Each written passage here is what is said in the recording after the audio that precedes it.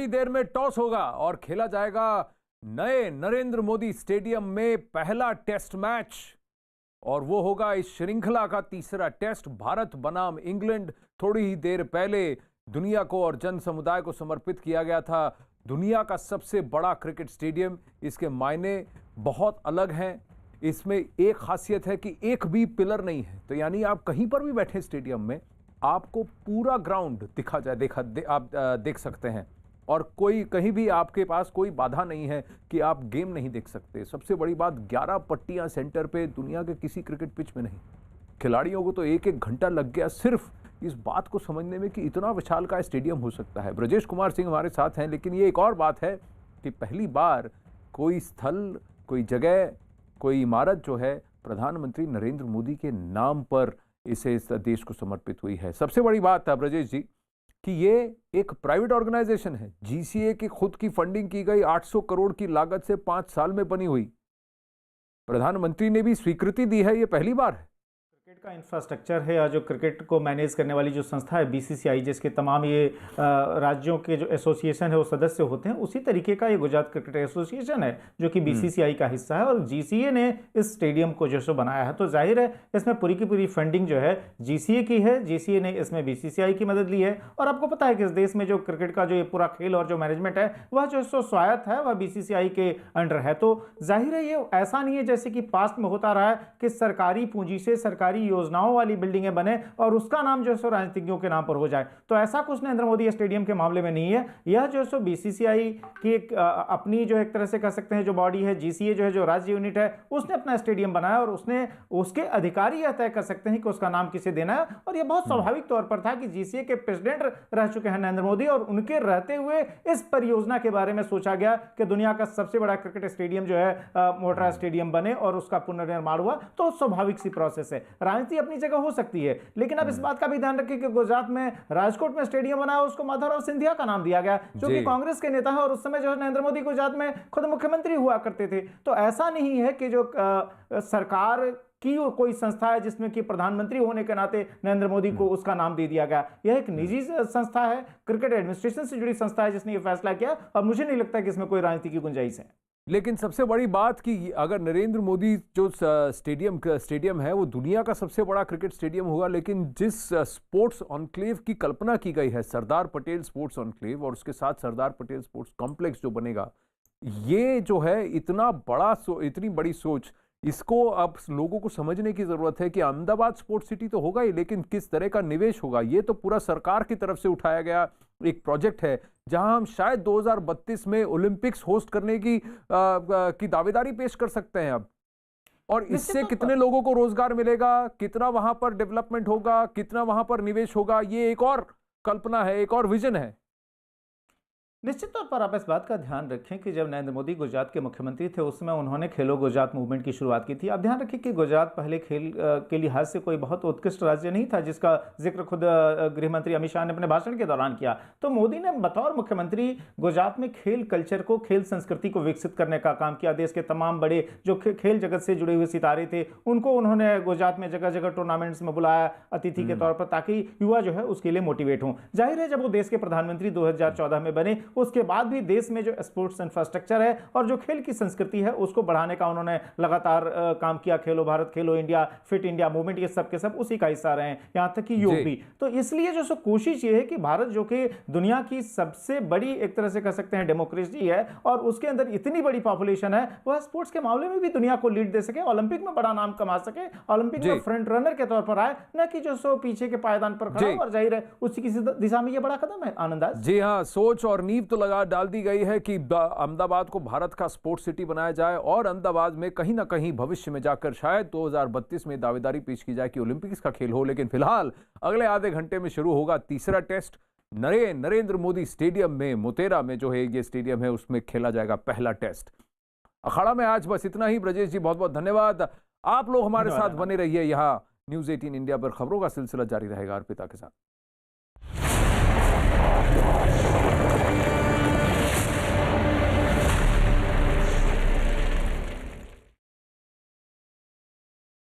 नमस्कार, आपके साथ साथ मैं हूं अर्पिता आर्या। दुनिया के सबसे बड़े क्रिकेट स्टेडियम के उद्घाटन के साथ ही क्रिकेट का उत्सव भी शुरू हो गया। राष्ट्रपति रामनाथ कोविंद ने स्टेडियम का उद्घाटन किया और इसके साथ ही इस स्टेडियम को मिला नया नाम। अब दुनिया के सबसे बड़े क्रिकेट स्टेडियम को नरेंद्र मोदी स्टेडियम के नाम से जाना जाएगा। नरेंद्र मोदी स्टेडियम के उद्घाटन के मौके पर केंद्रीय गृह मंत्री अमित शाह भी मौजूद रहे और उन्होंने कहा कि यह स्टेडियम उनके संसदीय क्षेत्र को पीएम मोदी की ओर से मिला सबसे बड़ा गिफ्ट है।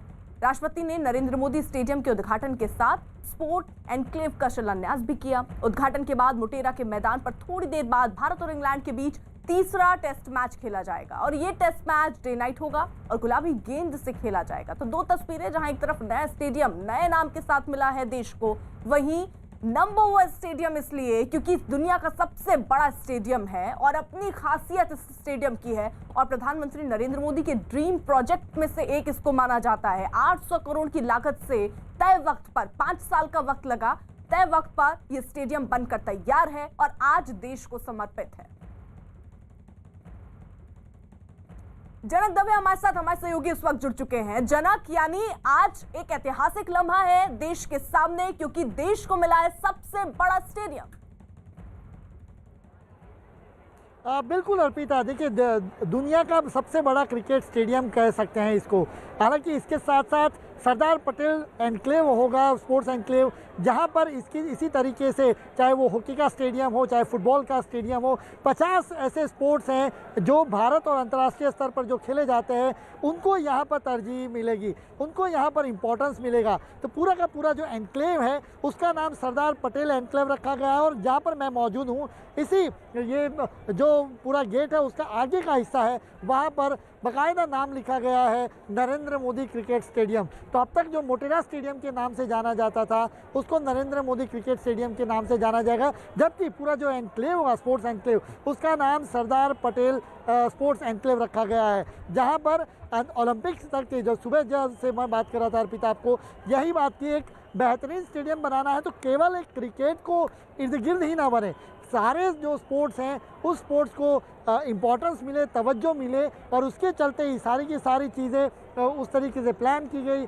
उस तरीके से बनाया गया। अभी भी पूरा जो एनक्लेव है उसमें बाकी चीज़ें बनानी बाकी हैं, अंतिम रूप बाकी हैं, लेकिन आज जो उद्घाटन हुआ, लोकार्पण हुआ, मोटे तौर पर स्टेडियम पूरी तरह से तैयार। पिछले साल यहाँ पर जब अमेरिकी राष्ट्रपति डोनाल्ड ट्रंप आए थे तब इस स्टेडियम में इस तरीके की भीड़ देखी गई थी। आज इंडिया और इंग्लैंड के बीच में जब मैच होना है तो आपको ये तस्वीरें मैं यहाँ से दिखा रहा हूँ, जहाँ पर जो क्रिकेट के जो दर्शक हैं, प्रेमी हैं, क्रिकेट प्रेमी, वो फिलहाल अभी अंदर जाते हुए दिख रहे हैं। और आज जो 2:30 बजे के बाद जो मैच शुरू होगा इंडिया और इंग्लैंड की टेस्ट सीरीज़ का डे नाइट मैच, वो जो पिंक बॉल से खेला जाना है, तो ऐसे में जाहिर से कई कीर्तिमान स्थापित पहले भी हो चुके हैं। आज भी लोग इसी उम्मीद के साथ आए हैं कि कुछ बड़े कीर्तिमान इस जो टेस्ट मैच है उसके दौरान भी दर्ज होंगे।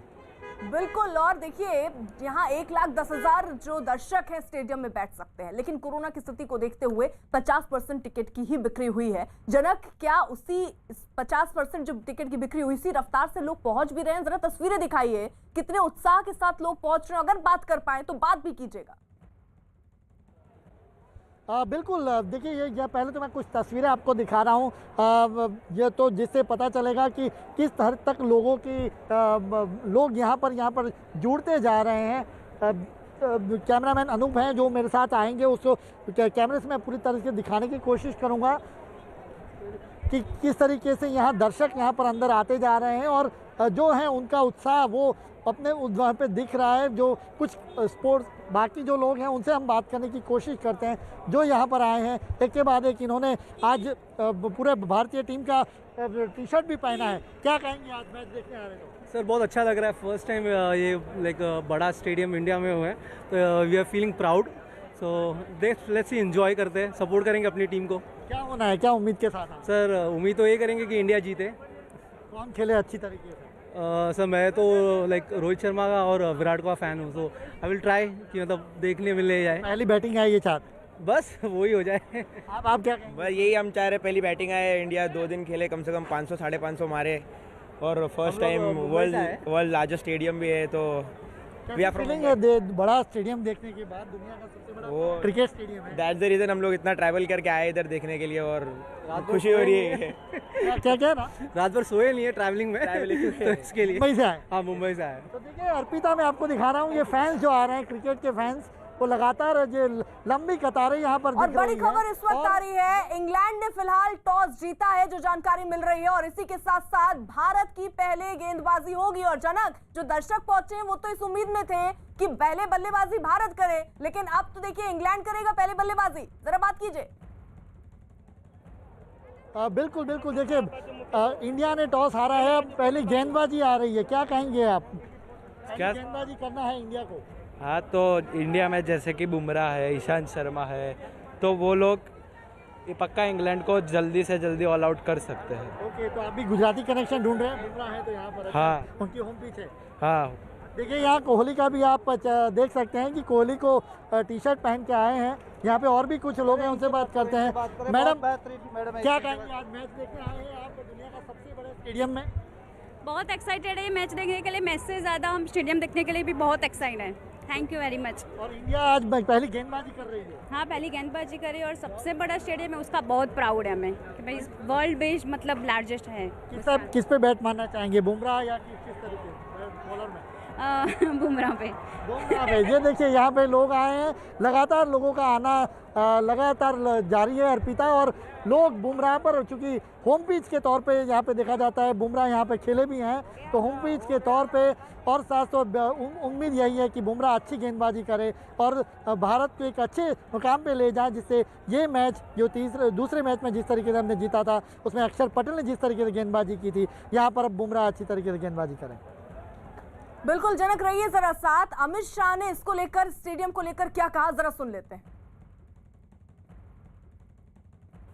जब स्टेडियम बनाने की बात आई तब उन्होंने हम सब के सामने कहा था, छोटा मत सोचकर सोचिए, गुजरात में जो भी होगा विश्व का सबसे बड़ा होगा और विश्व में सबसे बड़ा होकर रहेगा।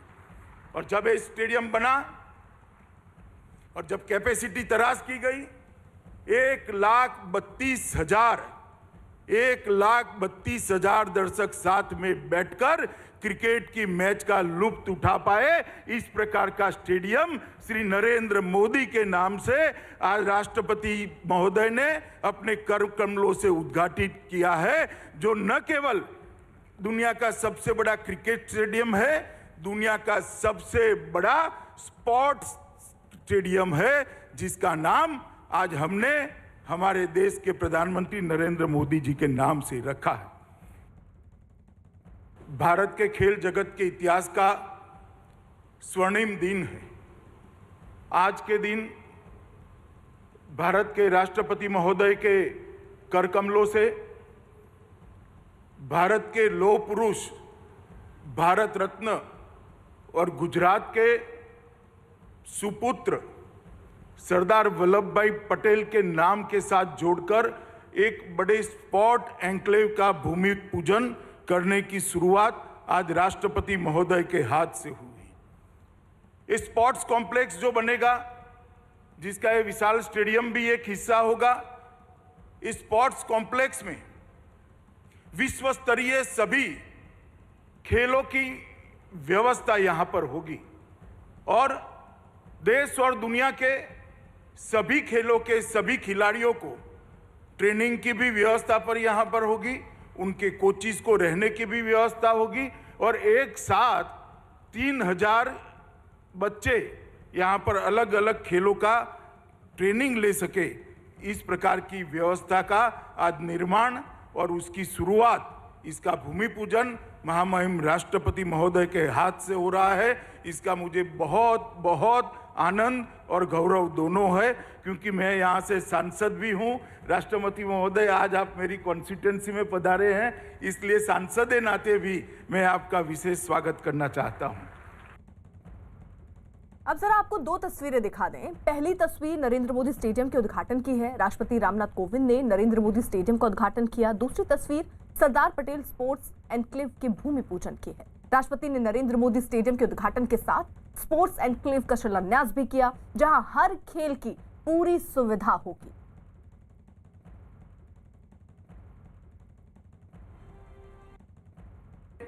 टोटल स्पोर्ट्स कॉम्प्लेक्स जो बनेगा, सरदार पटेल स्पोर्ट्स संकुल, वो 233 एकड़ भूमि में बनेगा। ये देश का सबसे बड़ा स्पोर्ट्स कॉम्प्लेक्स बनेगा। इसके साथ नारायणपुरा में एक 18 एकड़ का एक नया स्पोर्ट्स कॉम्प्लेक्स बनेगा। तो ये sports enclave, Sardar Patel sports enclave, Narendra Modi stadium और नारायणपुरा में स्पोर्ट्स कॉम्प्लेक्स, ये तीनों मिलाकर किसी भी अंतर्राष्ट्रीय स्पर्धा में खेलने वाले सभी खेलों को अंतर्राष्ट्रीय स्तर पर खेलने की पूरी व्यवस्था एक ही शहर में एक ही जगह पे हो जाएगी। ये मुझे लगता है अहमदाबाद के लिए गौरव की बात है। मैं आज बताना चाहता हूं अहमदाबाद और देश के लोगों को कि तीनों चीजें मिलाकर सरदार पटेल स्पोर्ट्स एन्क्लेव, जिसका हिस्सा नरेंद्र मोदी स्टेडियम और नारायणपुरा में बनने वाला एक स्पोर्ट्स कॉम्प्लेक्स, ये तीनों चीजों को अगर मिलाते हैं तो 233 एकड़ भूमि पर कोई भी अंतर्राष्ट्रीय खेल स्पर्धा करनी है, चाहे कॉमनवेल्थ गेम करने हो, चाहे एशियाड करना हो, चाहे ओलंपिक करना हो, अहमदाबाद 6 महीने के अंदर तैयार होकर खड़ा हो जाए। इस प्रकार का स्पोर्ट्स इंफ्रास्ट्रक्चर आज यहां पर बनने की शुरुआत हुई। जनक हमारे साथ मौजूद हैं और पल पल की अपडेट भी हम तक पहुंचा रहे हैं। जनक, जिस तरीके से अमित शाह भी उपलब्धियां गिना रहे थे कि कितना खास है ये स्टेडियम, किन किन लिहाज में खास है, जरा उसको आप भी बताइएगा। और साथ ही साथ वहां अगर लोग पहुंच रहे हैं, क्रिकेट के फैन पहुंच रहे हैं, तो जरा उनसे भी बात कीजिए, वो क्या कह रहे हैं।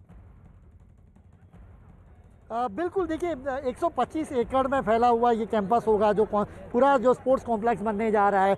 उसके साथ 50 ऐसे जो स्पोर्ट्स हैं जो खेले जाएंगे, न कि केवल क्रिकेट बल्कि उसके अलावा बाकी जो स्पोर्ट्स हैं उसको भी यहाँ पर उसकी भी तैयारी की जा रही है। और आज जो शिलान्यास उस चीज़ का भी हुआ, तो कुल मिला के कहें कि एक क्रिकेट के सीमित ही न रहे, स्पोर्ट्स कॉम्प्लेक्स में हो जो पूरे के सारे स्पोर्ट्स खेले जाएँ। इस सारी चीज़ को लेके देखिए यहाँ पर जो दर्शक हैं वो आए हैं, क्रिकेट प्रेमी हैं जो अपनी तस्वीरें ले रहे हैं। उनसे ही पूछते हैं, बेटा तिरंगा लेके आए आज?